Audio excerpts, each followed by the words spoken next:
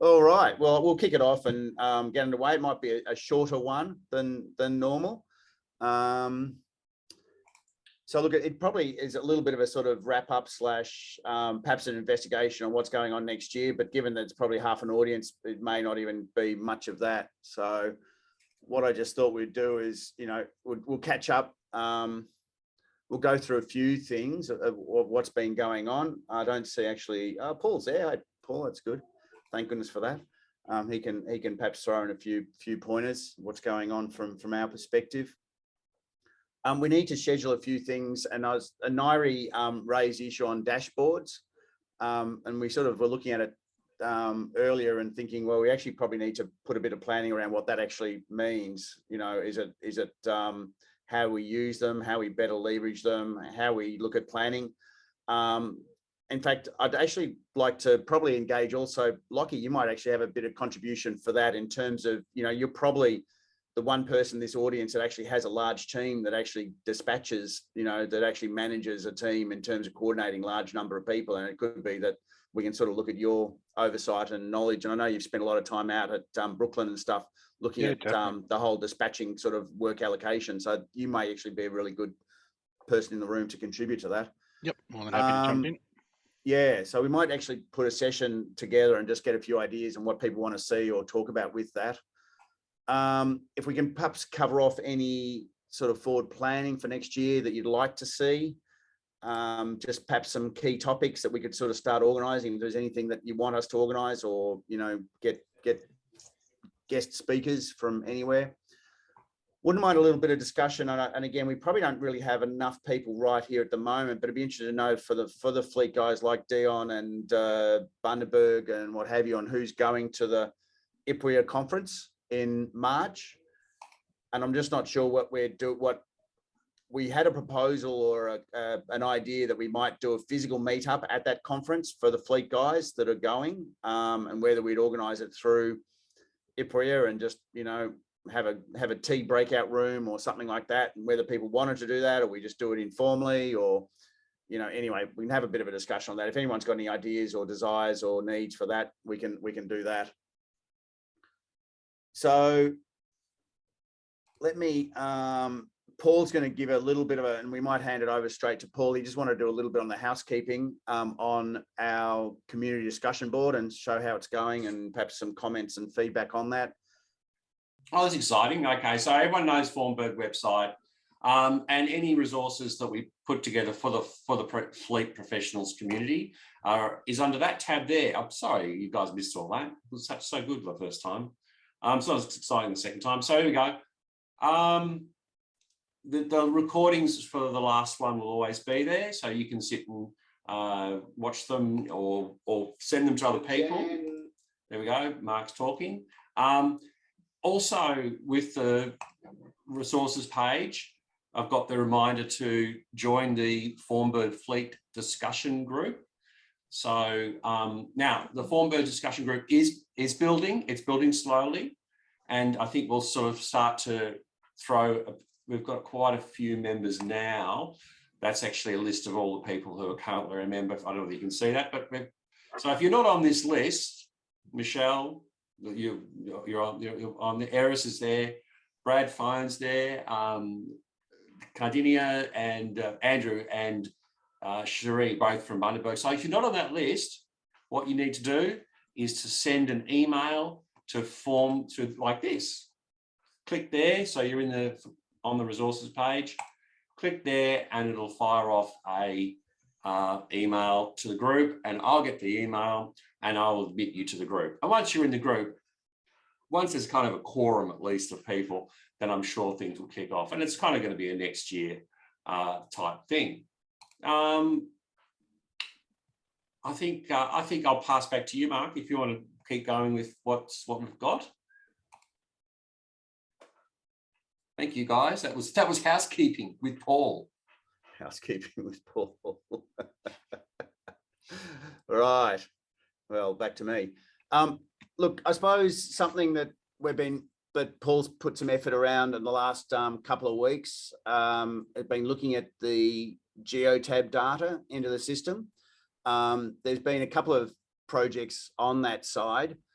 there's actually a project at the moment with Lachlan out at GWW to integrate the GEOTAB data from a tracking point of view and really integrating into, this is probably more on the works management side, but really it'll give us a flexibility to be able to drop a vehicle location into an application. So it doesn't matter what you're using it for, whether it be within sort of fleet. So that's on the GWW project side, and they're really looking at from, you know, how do we query it out? How do we present to, say, a dispatcher or a call taker that, you know, there's a vehicle that's of interest and relative to the jobs and relative to the assets and all that sort of stuff. So probably, you know, interesting from Bundaberg in a water space and what have you, particularly, you know, moving forward with the GEOTAB, you'll be able to actually then leverage that data directly within the applications, which is probably interesting from Michelle's point of view. The other thing is I'll just sort of show some of the data we are capturing from it. So as I said, one of the interesting things about sort of the GEOTAB concept is that, you know, they're really treated as an IoT device, which is what we always like by having our own device, but these guys are doing a bit more of it. So I'll just share my screen, just sort of show you a little bit. This is straight from, Paul probably can say he's updated this, and let me just share my screen. I might be able to just share the Chrome, which I think there's that one there. Hopefully you can sort of see that. So what we're doing at the moment, and I think we discussed this a little bit last time, is that we're moving to the point where what we'll do is we'll capture whatever data we can, whether it be user driven or machine driven. So from GEOTAB or whatever other source we can get, and then process it within the application to create, you know, a running history, if you like, not trying to replace that underlying system. So we're not going to try and capture every little bit of data from it and replicate it, but key snapshot data. So this is sort of our first cut, and what we're just quickly getting is, you know, on a nightly basis, so we can do the scheduled work and all the rest of it, is things like the primary meter.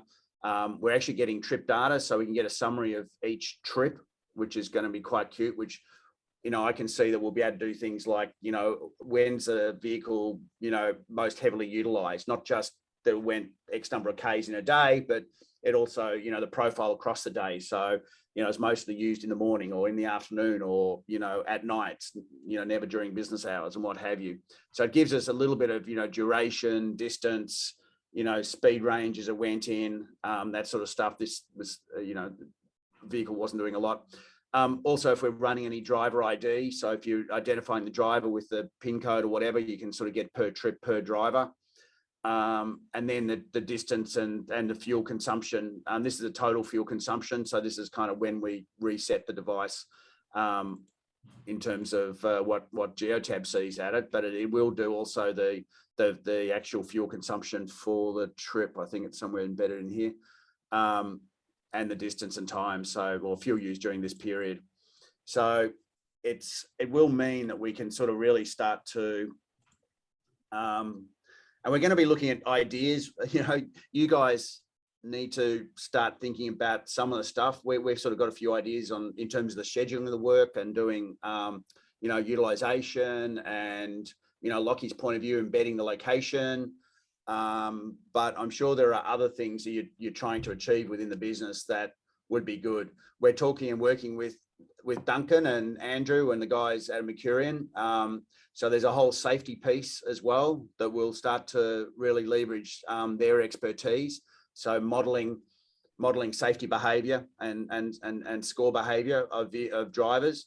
So trying to look at what you know, more than just what, you know, GEOTAB gives a lot of raw data, but it sometimes, you know, if you don't have the parameters right, it doesn't look at a sort of trending behavior and it's a little bit 2 point, you know, like, you know, this guy sped 3 times. Yeah, but each time he was 2 Ks over or whatever. And, you know, so what do you do with it? It becomes noise more than anything else. So looking at it in a more, you know, sort of trend and behavioral sort of thing rather than absolute is going to be an interesting thing. So we're going to sort of be looking for people to give us some ideas. Duncan's waving, which is good. That's great, because then I can. So Duncan, fire away. Oh, look, just to summarise what we'll be doing with safety is back when we were called Fleet Risk, we wrote the chapters on safer driving risk management for the IPWIA Plant and Vehicle Management Manual. And we're just going to take those processes and digitise not only in the feedback, but in the next steps will be digitised wherever possible. So that's the high level view of what we're looking to do. and working through now. Yeah. What sort of, do you have a time frame at all for that at all, Duncan? When you have you started collecting that data yet? Well, yes, we're collecting data. It's Yep. more working through how the dashboard and the processes will work. I'll do that in my non-coding mentality, Yep. and then it'll be passed on through Andrew Murray to Paul to do the coding. So it will take the better part of 5 or 6 weeks because there's quite a bit to it. Yeah, no, I can imagine. No, absolutely. So yeah, look, we're really going to be. There's also more interest now. We're speaking to actually Geelong City Council yesterday, and they're really keen on. They've got sort of very heavy targets on electric vehicles, so we can sort of see that they're keen to understand some of the issues that they're going to be challenged with electric vehicles. You know, pool card electric vehicles being left uncharged in strange locations and stuff like that, and how they can actually incorporate sort of a higher knowledge, you know, around that sort of range anxiety and the locations where they're going to put charge stations and a whole lot of stuff. So they're pretty keen to look at it from a point of view of what the hell we can do as we move forward with the electric vehicle space. And GEOTAB's got a strategy in there. We're not, you know, we haven't sort of seen enough or experienced enough to know how well or what data we're going to get out of what vehicles.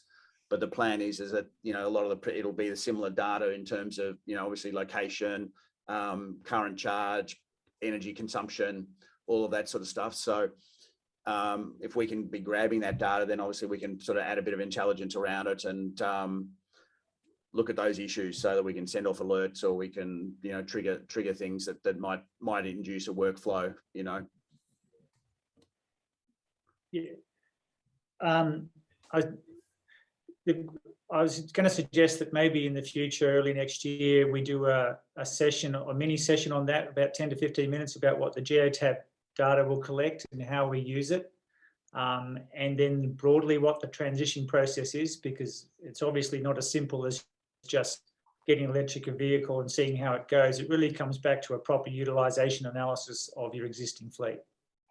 Yeah. But that's just an idea going forward, if you like.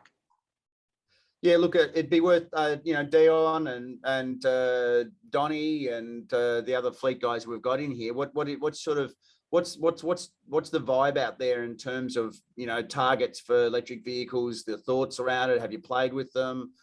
What's happening?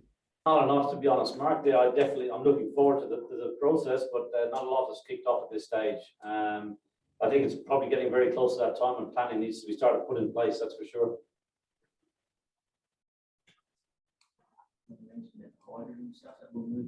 Kind of on hold. It's really that.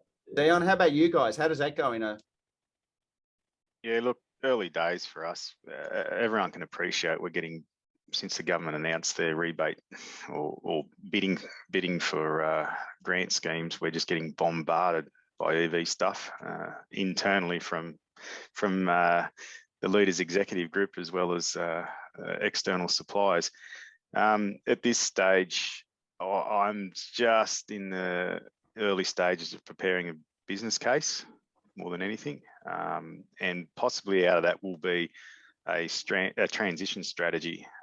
But look, at the end of the day, we've got one charging station, public charging station within the valley, and you know, our smaller towns are quite spread around the place, so unrealistic at this point.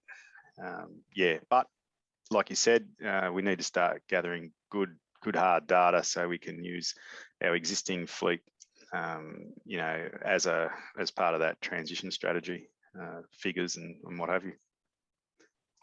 Yeah, so is it going to be sort of, I suppose infrastructure is going to be the first killer, isn't it? It's just really getting those charge points and, you know, yeah, okay. Lachie, what about you guys at GWW? What's the strategy there in a water utility? There's definitely an appetite for it, but I think, especially in our position of having merged recently, a lot of our vehicles are still hybrid more than full electric. We do have 2 charge points within the business, but realistically they're more our stick it up vehicles for show and tell events kind of things. Yeah. for it to work properly, you'd probably have to look at where a lot of the vehicles are launching from, whether they're stored at the depots and whether we need the charge points at the depots. Yep. But in terms of work scheduling, it definitely would be an attribute that you'd need to look into, because in the same way that you'd automate the scheduling of a crew that still has 4 hours left, would you send them to a job 100 k's away if they only had 80 kilometers range, that kind of thing? Yeah. So yeah, I think we're the same as what Dion was saying. I think the higher ups would definitely like us to have all electric vehicles, but I think the logistics around it is really going to be the starting point. But I think the data collection from the traditional vehicles will be invaluable to work out whether there's parts of your fleet that would be able to move towards that. For example, my vehicle probably only does, well, it's only 8 k's to the depot from home to the depot. So if I'm not doing a lot of road k's in my operational part of things, then it'd probably be a prime candidate for an electric vehicle, because it's that shorter trip. Yeah. There is no range anxiety, whereas your other guys that are doing a couple of 100 k's a day, maybe leave those ones till last. So this is where maybe actually that trip data can actually play straight into that. The trip data is actually not 100% electric, but actually the range and scope, analysis almost. I think it'd definitely inform it, because if you know what your fleet of vehicles are doing and the average, your run times and the load and the fuel usage and that kind of thing, it may go the other way. Like, yes, it's only a short trip that these guys are doing, and it's worth going electric on there. But if you're only using 5 litres of fuel a day, is it worthwhile swapping over to an electric vehicle? What's the saving? So I think it'd be invaluable to get as much info as you can on that trip info, and that would help guide you as to what vehicles would be of most benefit. Yeah. How about you, Brodie? What are you guys what are your thoughts on this space and where it's going? It is king, and we would like to see a lot of the OEM manufacturers start release their data. If you've worked with any of the Tesla data trying to pull their stuff out of their API, it's all been reverse engineered. So it's we're just trying to get the information about the battery, how the vehicle's running. Like if you plug your car in, what comes out of the wall isn't necessarily what actually lands in the car. Yeah. So there's bits and bobs around that type of information that we'd love to be able to pull out, but the manufacturers aren't playing nice. Yeah. Yeah, it's interesting, isn't it? Yeah, you're right. So in fact, there's a greater picture, isn't there? Because there is the fuel delivery understanding as well, which is, okay. And that comes down to the balancing and the availability of those resources. Duncan. Well, we can cover all this in tools and things, but the temperatures that the vehicles are operating in makes a huge difference as well. So as everyone's been saying, there's an enormous amount of information that needs to be gathered before you select which vehicles you switch over and how you do it all. But there's also, depending on the sweet spot, there's home charging can actually be a very economic solution for the right types of people and the right type of vehicles. But we can go into that, Yeah. Perhaps it's worth a mini session within a discussion around electric vehicles. Yeah.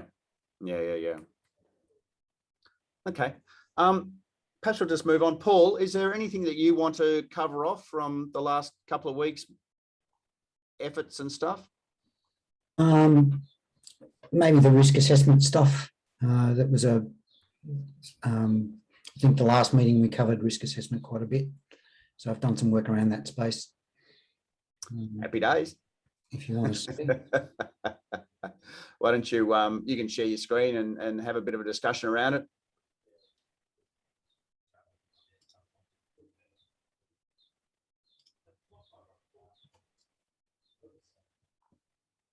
So I took the same approach as we're using for sort of PM service. Do you mind just pulling your mic back a little bit? You're overdriving your mic just a little bit. How's that better? Yeah, it's okay. Yep. So I took sort of the same approach as a sort of like a work order with a like the PM service work order with sort of a set of checks on it. but I've implemented it quite a number of different ways. So you can have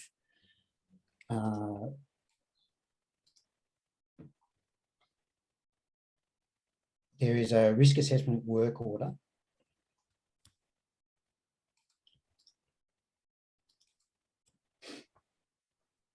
Which looks pretty much like a standard work order with a set of checks on it. These checks are defined against the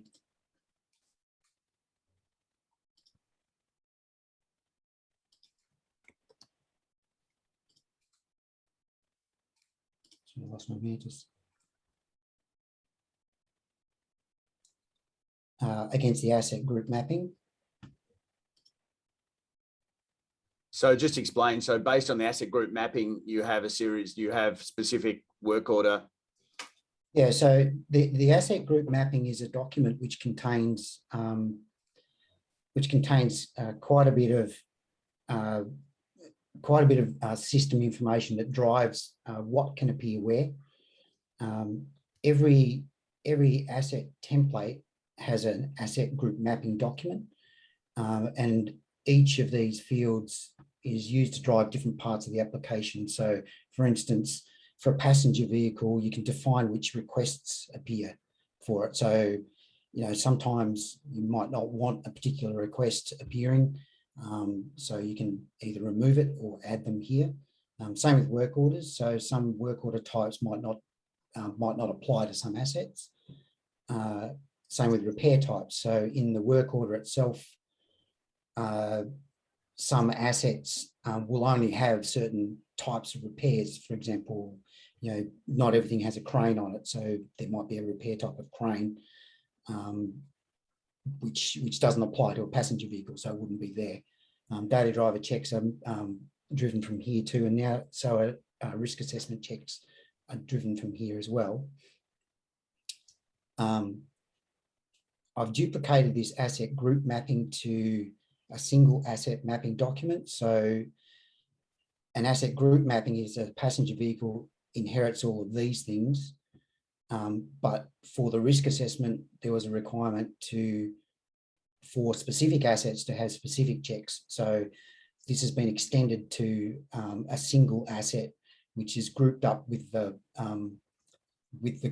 group mapping. So you can have so anything that's additional can go into this single asset mapping document. So it uses everything from the group plus whatever's put into the asset mapping document for a single particular asset.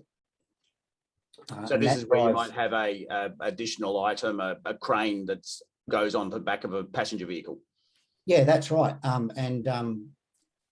So all of those checks can now be defined against individual assets as well as the asset type or group. Right. So I think that's pretty good improvement, because you'll be able to sort of define particular assets that need particular types of checks or particular repair types or work orders, et cetera, et cetera. So you can have very general specific and then go for one or two specifics that are unique to that asset, but inheriting the generic. That's right. Yeah. Yep. Cool. Yep.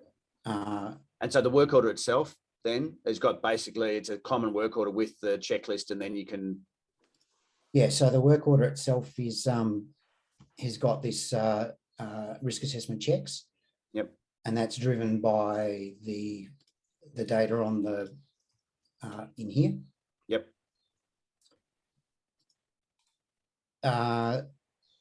So that covers off like the risk assessment as a work order, but there was a requirement also to say, okay, so if we do a modification, then we need to be able to fill in a risk assessment as well.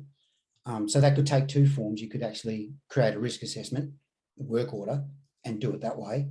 Mm-hmm. I've also catered for it in this way, where you can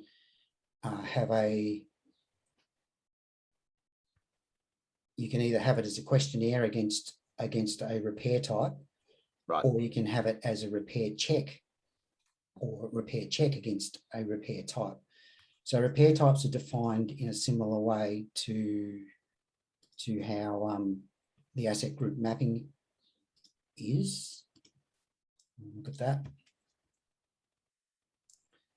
So there's a bunch of repair types already set up in the system, but you can make more, and these appear in the repair types on the repair work order. These repair types drive the maintenance codes, which appear lower down the work order, and any questionnaires and checklist entries for that particular repair type. So for a repair type of, say, modify that I've just created. So Paul, is that you can actually use that checklist then, not just for straight risk assessment? You may actually use it for other purposes within that work order. It's used for all sorts of purposes. So whatever you want to put in that checklist appears here against repair checks. Yep. Or alternately, you can drive questionnaires from there as well. So the questionnaire is very much like our old focus questionnaire, where the fields are defined on a document as separate, and it appears as a risk assessment questionnaire. So there's three ways to define this sort of question that you want answered. Cool. So Paul, the next step in terms of obviously getting some of the guys to be having a play and feedback and getting in that loop, because obviously this is sort of now introducing that whole risk assessment process, which we're not experts on, other than what our community is feeding. Dion and Michelle and Donnie and everyone else here, or anyone who's got any comment on risk assessment. Yep, go for it, Michelle. Don't hold back. Yeah, just look, maybe I missed it, Paul.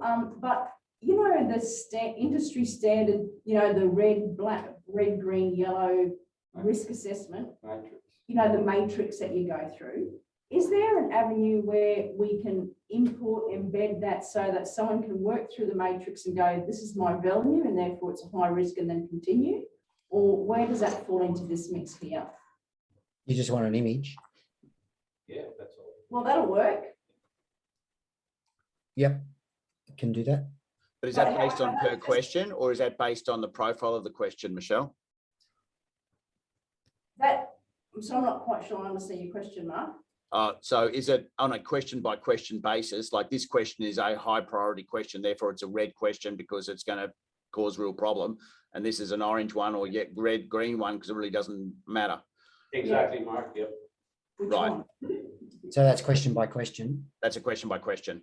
Okay, so I'll do some work to colour the questions and add we can priority to the customise check. those, can't we? We can customise the questions. Yes. Okay, so I mean, we are using the industry standard matrix. Again, that's just us. But again, you know, I suppose when you got to think of the bigger picture, is everyone else using that, or do they have the availability to whether import via a link or do something where they can have a site level customization of that matrix if theirs is any different? So, customization of the matrix. What do you mean by that? Well, not everyone may use that same matrix. So when you say matrix, is that questions, a series of questions or a series of evaluations? This is the risk assessment matrix. Don or Peter, do you want to talk to that? So, you know, it's color coded. It's sort of, yeah, it's high risk will be color coded red. I think you've already embedded in the water resources software, Mark. Right. Yeah, so that's just an image, like an image embedded in that. But are we talking about sort of individual questions needing to be coloured, or are we just looking at an image to say, okay, well, this is the matrix? No, it's just so we can see the matrix when we're obviously filling out that risk assessment. Yes, this is high risk, and then you can go down and tick your pass fail. Maybe the pass fail NA is probably not. Maybe it should be a rather risk rather than a pass fail. So if the matrix has got 4 different examples of high risk, low risk, medium, whatever, maybe that should be there instead of pass, fail, and NA on each question, if that makes any sense. Do you want to be able to capture the result of your question as in high risk or low risk for each item, I think so, it yes. is actually captured? Yeah, I think so. Yeah. So I mean, because that matrix, the image you're talking about, Paul, you need to work through that, and you come up with it comes up with a value, like you come up with a, yeah, this is high risk. We want to be able to capture, so you can put the picture there, but we want to be able to capture the result so that it is an audible trail. And when you can see that someone has gone through the matrix and they've answered each one and they come to a final result. Does that make sense? No. No, What is the matrix? The matrix is Can just I speak to it from a civil point of view? Because I think we'd try to achieve the same thing. I think, Paul, there'd be a series of questions, and based on the answers of those questions, it would land it within the matrix. Yes. So you have a grid of 5 by 5 from likelihood to consequence. Based on those questions that you answer, it would say, based on the answers you've provided here, we have determined that this would be X risk. And then based on S risk, it'd make it available to the user to know that based on it being a high risk, this is the procedure you'd need to follow. Yep. No worries. So does it mean that every question needs, if it's going to be two-dimensional, each question must have a score ratio on those two-dimension axis? Like if I select an option, high risk, that must give me a score rating that it says that it's these two values on that XY to accumulate together to land it on that XY. Is that correct? Like what's the maths around landing that point on that risk assessment? You must have something to drive it based on some response. Did you want to speak to that one, Michelle, or did you want me to talk from a water point of view? I'm happy for you to talk from a water point of view, and Don and Peter might have more information from their perspective, but we're all talking about the same thing. Yeah, absolutely. Yeah, so it'd be pretty customizable, Mark. If we wanted to use it for a water thing, so say you'd go on site and it'd say, is this asset within, like for us, not a fleet thing, but is this asset within a roadway? Is it close to a public venue? Is it a large diameter pipe? Is it a this? And then based on that, it'd give you a grading score. You might have weightings on higher. You might have a, one trigger that sets it straight off. But that would calculate up and say, based on the responses you've given us here, this is where we are. So I think it'd have to be entirely customizable in the water side of things, where for each series of questions, you'd have to map that out and say, if this questionnaire has 5, 10, 15 questions, what combination of answers would get us to the low to high risk threat level? Okay. So we probably... So can someone provide some guidance on how all that works? Could I just butt in here? If the admin would let me share my screen, I've actually just got one up just to, I think you can just straight share, just go straight to share. I think as soon as Paul stops sharing, then I think anyone can share. Okay, and that'll just probably just build on what Lachie was just saying. How's that? Can you see that now? Yep. Yeah, so basically this is the one that we use, and exactly what Lachie was just saying, that you can see these scores here based on a series of questions. So, your low is obviously 1 to your very high, that's 25, and that's scored on the certain criteria met with those specific questions based on risk. And then obviously it gives you an explanation there, what's acceptable and what's not. So Dion, can you just step us through one of those questions to work out where it would, if you had a singular question, how do you determine from the question to the final assessment? I would have to dig up one that's actually been filled out, but this is basically a template, and unfortunately it doesn't have the scoring matrix on it by the look of it.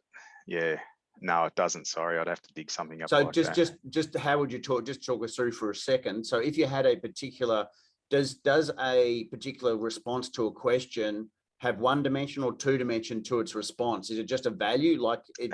Yeah, it's just a value. That's right. So obviously it comes down to whether it's still open to interpretation on whether you find that question. I think when the questions are asked, it actually gives you a medium, high, or very high, and then based on the amount of questions and the scoring that it's given, it actually, you can use this matrix here to put you into wherever category it sits. Does that make sense? Yeah, kind of. We probably, would you be able to, do you have one that you could share with us, send an email to Paul and I? And Yeah. or does anyone have ones that are completed, just so we can get the math around it and figure out what the input variables are to end up with that output variable, or that output result.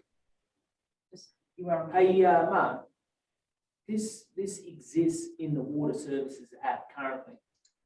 So I know it's not specific to cab on a truck, etc., but that by individual questions, it requires the user to think about what the risk is, and they give it the score risk, but then it prompts them to put in what the what they're going to do to solve it. how they're going to mitigate that risk with either administration or extra steps, whatever that may be. I'm not sure if someone can log into it now. You want us to be able to log in, we can show you how it works, like within 5 minutes. Yeah, well, could show us that one that you guys have implemented that. Yeah, why don't you share it and go for it? I don't have it available right now, but look, the key is each one of those questions. I'll give you an example. We talked about this the other day.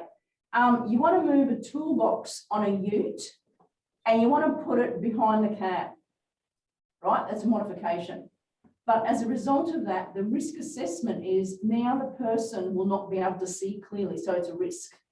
And for each question, you want to be able, in those brackets, you want to be able to capture the value, because that deems what level of risk it is. Now, to mitigate that risk, we may fit a camera so they can see where they're backing up, so they don't run over someone. That's how you'll mitigate that risk and reduce the risk level by doing something about it. I suppose the question is... Can I add to that a little bit? Sorry, Mark. Yeah, sure. Go. So in that context of Michelle's example, I think there's one element that's just missing there a little bit. With that toolbox, you'd be looking at what is the likelihood that their vision will be obstructed, basically, and then what is the consequence of that? And the consequence of that would be like they're going to reverse into a pole, or maybe they're going to run over a person. And then you'd be looking at that, and on that matrix, you'd look at the consequence and say, oh, how likely is death, essentially, or serious injury? And in that context, you'd probably say it's quite likely. And then the likelihood, and then so it's a consequence, and then the likelihood is it's probably quite likely to occur as well, because they're going to reverse a lot. So you'd be like, oh, that's a very high risk, then that's where it would fall on that matrix. And that's what gives you the rating of the action that needs to be taken. So if it falls in that low category, then it might not be that any mitigating thing needs to be taken. But if it's medium or high or very high, then the organisation needs to put in place some measure, some mitigating thing to alleviate that risk. Yeah, and each question you have to use that matrix, and for each question we want to capture that value that deems that the person has gone through that consequence and risk. But is it also that there is kind of the predefined list of questions when you're doing a risk assessment on a vehicle versus you're doing something and you're actually generating what the question and answer is? Because obviously if you're fitting something that you've never fitted before, that's not going to be on your questions, but you're actually performing. So there's actually two, is there, am I right to say that there's sort of two forms of risk assessment? There's sort of like the predefined construct, which says, I'm going to reevaluate this vehicle to make sure it's still meeting the risk profile that I started with, versus I'm now doing something and I'm now having to determine myself what the risk is and what I've done to influence that risk. Is it kind of like two sides to it? That's correct. There'd be like a commission risk assessment on birth of an asset, and then there'd be likely modification type risk assessment, Mark. Yep. Right. And so if we have what Paul's done in terms of a standardized sort of risk assessment for a set asset class, it then comes to a point where you now need to then generate your own risk assessment for a new element or a new whatever it is, which is actually saying this is, so you're actually assessing the risk, but you're also determining where it fits within the matrix at the same time. Is that sort of, is that what you see, Lockie, that you're sort of doing both? Yeah, definitely. So you can have pre-prepared risk assessments. So this is asset A, I need to ask these questions, but you'll also have instances where you go and essentially do a JSA where you walk up and say, I'm about to do a job. And you could put it to a drop down saying, all right, I'll ask this question. Here's the answer to this question. Add another question. Right. Next one. So you could actually add it that way. You could have predetermined though, but we are talking about the same thing. You assess the site. The user essentially determines, is it an L5, is it a L2, that kind of thing, and it lands you there on the matrix based on that, pre-control, post-control. If you implement your controls, what's the risk profile now? Is it acceptable? Because you might say confined space is a good one. You get there, you're opening a manhole lid. What's going to happen if you get in there with no controls? You'll die. You'll fall down. You'll get overcome, whatever. But if you put in ventilation, if you add a gas meter, if you add a winch and a two-way radio, then you put in enough controls to make it a low consequence. So you start off with your post controls, and a lot of those will be standardized. So CSE is another good example where for each entry you're going to be having all these other things, but you need the ability to add additional accessible risks within that risk itself. Yeah, cool. Michelle, did you want to, or Ben, did you want to show us what we're talking about? Yeah, I'm just logging on at the moment, and then I'll join the meeting, mate, and we'll work through one, eh? Look, obviously there's complexity around how to solve this. I mean, I know that Sean and you guys spent a lot of time on it and had a couple of iterations, so I think that feedback's going to be good. Lachie, are you doing any risk assessment in the system at the moment within Formbird? Not in Formbird, but definitely, yeah, every job has a JSA and everything else. And literally, I just laughed because the only thing on my book is hazard identification and HAZCON methodology. So for asbestos, so yeah, so we do, every job has a JSA, a risk assessment, even just going through here, classifications of hazards, which type are they, how you do it. If I look through this, it'll probably actually have a good example of what we're after. Inspection checklists, 14. I think one of the issues with the focus version is that the questions are very specific, and we wouldn't be able to do it in this way. I wouldn't think, because you will need to be able to write your own questions. Yes. Right.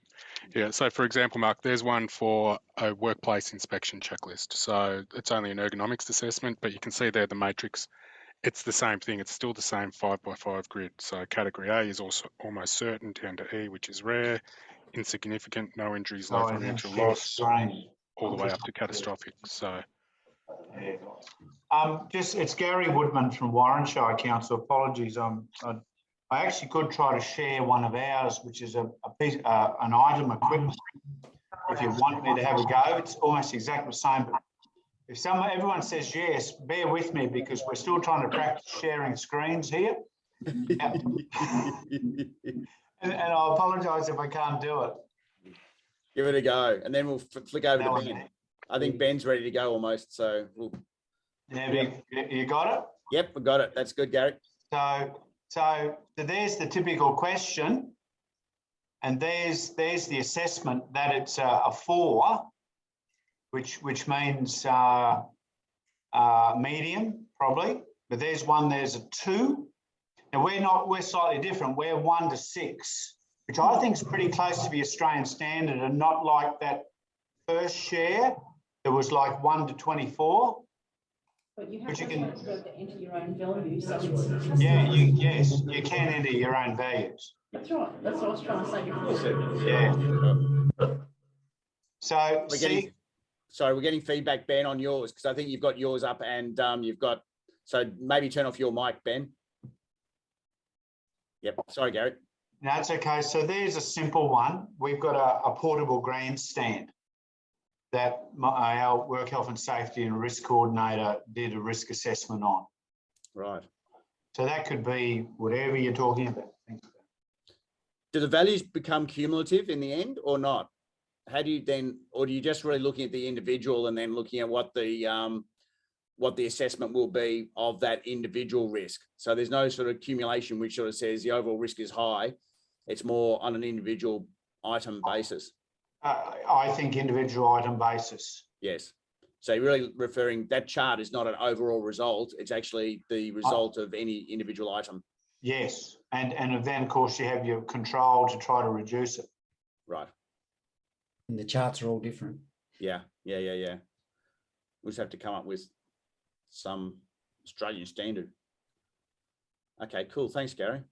Ben, did you want to try yours, share yours, and give us a... You're on mute. No, that's okay. Go. He's got the speaker from elsewhere. No, we're not entertain this. Oh, he's got double mute. Yeah. Unmuted now. Okay. They wish they could do that on a daily basis, mate. Yeah, I sympathise with them. Now, mate, I've just got to find where the meeting is. Just bear with me. All right, I'll share my screen. I'm going to share. Of course, it's not open. What you were saying before, Paul, right? When we do a risk assessment, when they first come in the yard from you, that unless something changes that machine, that's just a review probably every 12 months. So, you know, unless we modify that machine, we'll use that same template for that machine for the whole life of it, of that machine. Yeah. When you do a reassessment, are you really just looking at anything that's changed on the original assessment? Yeah, exactly. Yeah. So you're just pulling up the old one and saying, has something changed? Yeah. And you might go through it and it might have new tyres on it when it was delivered. It might have not so new tyres on it now, so that, you know, that'd be, unless someone's done some major work on it, that's probably very little difference from the original concept. So everyone can see in that this is one of the actions, which is what's that, a work order for in the fleet system. Yep. You go to a safety document and then you can pick, obviously there are high risk activities as you can see there, but for the instance of what we're talking about, it's if we do this general workplace health and safety risk assessment, we create one of those. Okie dokie. We then go into that section, which would be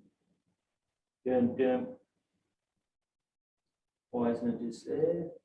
Top, no, reload. The top one. The top one. It is the top one. Scroll over. Yeah, because that's the date. Yeah, cool.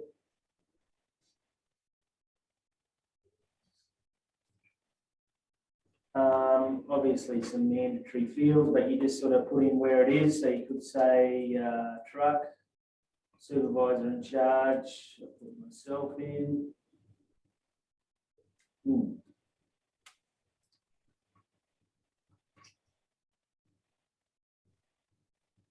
Assessment conducted by Michelle Newlay. Good result then.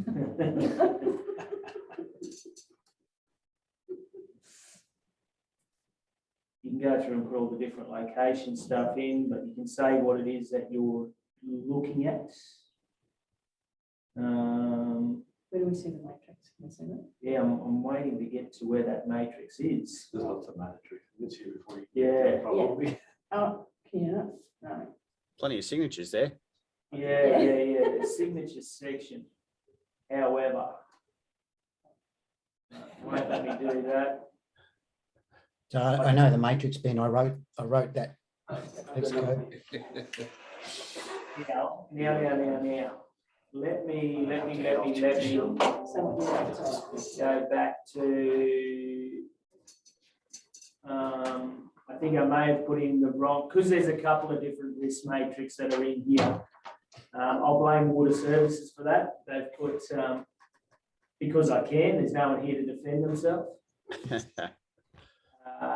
There are different, or there's two different. Of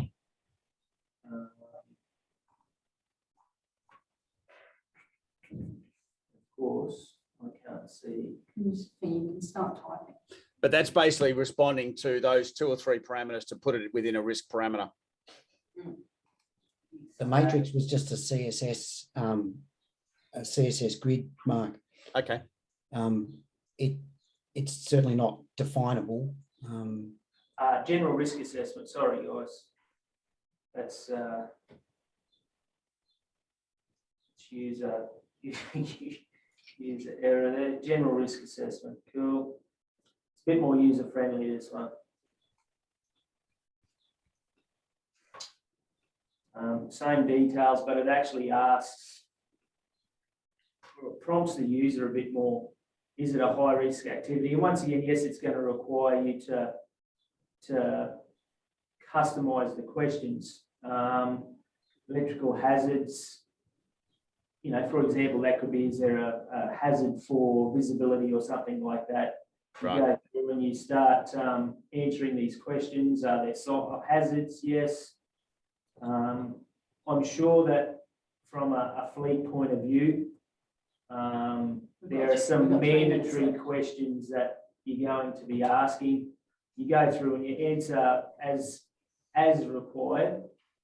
And every time you select one of those hazards, etc., it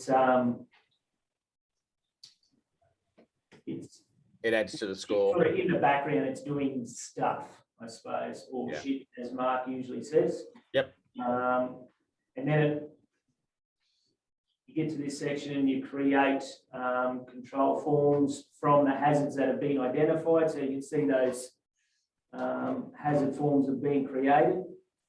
And then you go through and you identify in those. We've got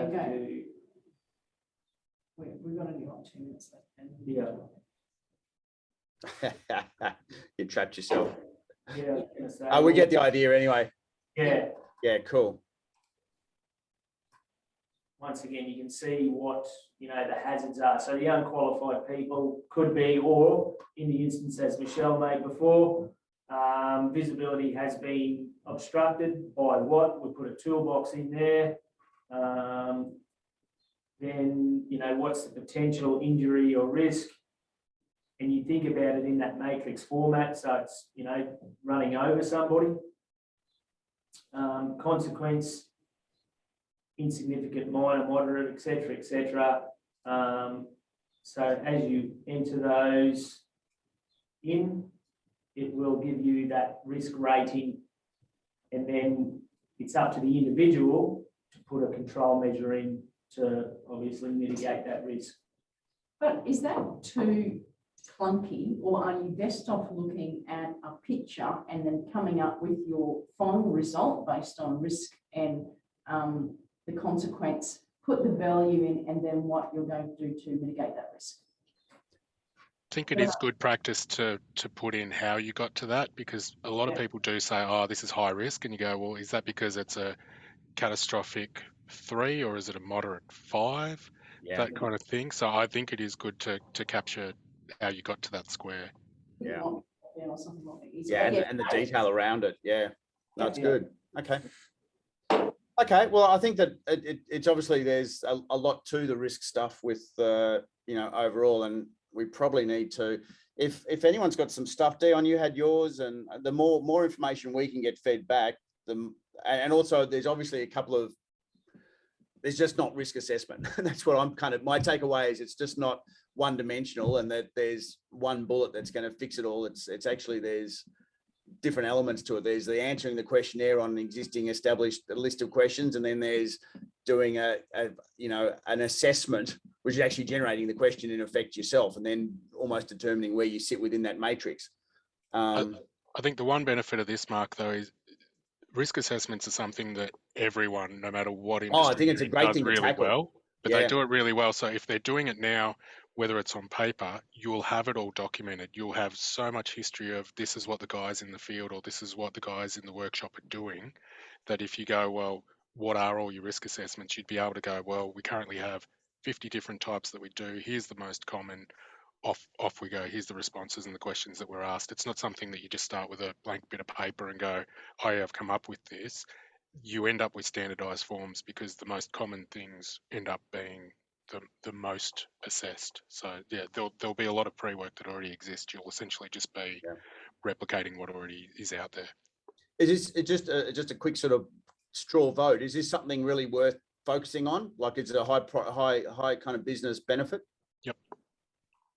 I'll be asking for it, especially when we go to facilities and all those kind of things, because we want to get to a stage where you drive up to a site you've never been to, scan a QR code, and it says, all right, here's an induction. And part of that induction will be a risk assessment. Okay. Yep. And I assume it's the same Michelle and Dion and...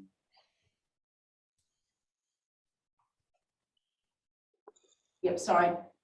Yeah, look, we've got to go to another meeting, I'm sorry. But yeah, look, I really think, obviously, like Lockie's also indicated and others, that we all have our own matrix for whatever reason. But ultimately, there is a matrix, and you do have to capture the first value. Then you have to capture what you did if you have to mitigate, and then what's your final value. So I think that's the general methodology, but what we might be using could be slightly different. So if you're allowing for that site-specific or, you know, even asset specific, whatever it might be, that would then give us that best resolution, I think. Okay. We've got to run. Okay. Well, after not thinking we've got enough on today, we filled the time again. Does anyone want to have any last minute comments?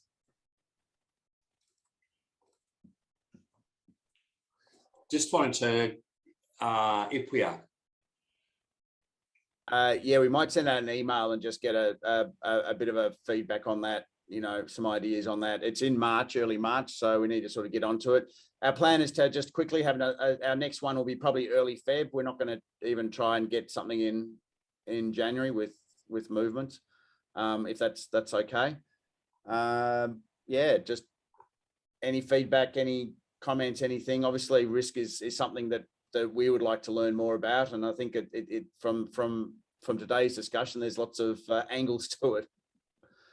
But I think it's pretty important, Mark. The way we do things now, if we order a new machine, part of the tender is that the machine comes with or equipment comes with a risk assessment. You know, it's done by, I'll drop a name, you know, one of the most popular ones around at the moment, they're doing really well, is Plant Assessor. You've probably heard of that. Yep. At the end of the day, it's starting to get a big beast, and it's just based on generic questions, and it's a bit of a, I feel it's starting to move towards a tick box exercise. I would be much comfortable when the machine rocks up to me. I can say in front of the person delivering it, let's do a risk assessment on this, right? Bang, bang, bang. This needs to be fixed or mitigated before the machine goes into service. Yeah. You know, it's more of a personal, you know, one-on-one thing. Let's get this done. You know, we've identified, and you know, a machine going into a certain area might have slightly less risk than a machine going into a rock quarry where it's high risk, something like that. So yeah, I think you're on the right track. That's just my opinion at the moment. Oh, that's good, Dan. Yeah, look, we're going to be very heavily guided, of course, as always. But yeah, I think that was, I know Michelle's dropped off now, but I think that, you know, the feedback from the guys there was exactly that they're very keen on that personalised, really look at the risk rather than saying, here's a checklist and we pass. Oh, and tomorrow someone gets killed because we didn't even think about it. It was a blind questionnaire that said, are the stickers on? Yes. You know, does a reversing camera work? Yes. Does this work? Does this? Oh yeah, but the toolbox is not strapped down. Yeah, that's right. So yeah. Yeah. Okay. Well, thanks so much, everyone. It's been very useful on risk. I suspect we're gonna have a few more of these, and we might try and have maybe a risk workshop or something. And you know, the more we can sort of share some of this data, and the closer we can get. But you can obviously, there was Paul, all that work you've done in water, so that's sitting there as well. So hopefully, between all the brains in the room here, we'll actually come up with something that's both useful and gives the results. So thanks again. Merry Christmas. If anyone wants to have their final say, please do. We'll be back in February. Yeah, early Feb, I think.